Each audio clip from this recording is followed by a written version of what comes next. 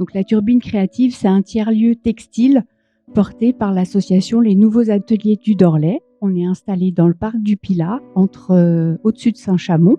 Et c'est la deuxième année qu'on reçoit 10 élèves de l'école d'art et de design de Saint-Étienne pour un sujet donné.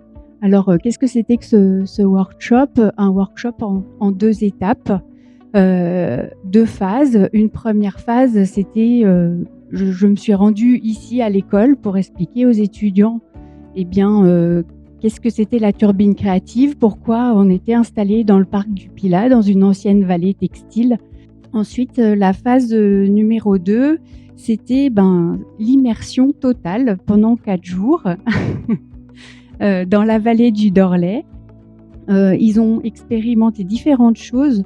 Nous, à l'association et j'allais dire pour le territoire, accueillir en immersion des étudiants, c'est hyper fort. Autant vous dire que notre association, elle vise à redynamiser cette vallée et petit à petit, donc c'est la deuxième année qu'on fait ce partenariat avec l'école et je trouve que petit à petit, les habitants ont l'air d'apprivoiser le design. C'est vrai que les étudiants, que ça soit en design ou en art, ils ont tous un appétit en fait pour le textile, mais sans vraiment trop savoir où aller, comment faire. Il y avait aussi une méconnaissance du fait que le territoire stéphanois, c'est un patrimoine textile historique hyper important.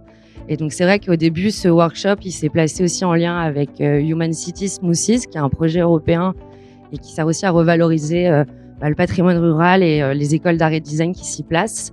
On a eu des retours hyper positifs. Ça a donné lieu quand même à plusieurs expositions. Donc, je pense que pour les étudiants, c'était à la fois hyper professionnalisant de se confronter à un projet européen, un projet de partenariat et à la fois un workshop. C'était vraiment les 3 gros axes. Et ils n'ont qu'une envie, c'est de continuer. Voilà. Donc, je peux dire que ça.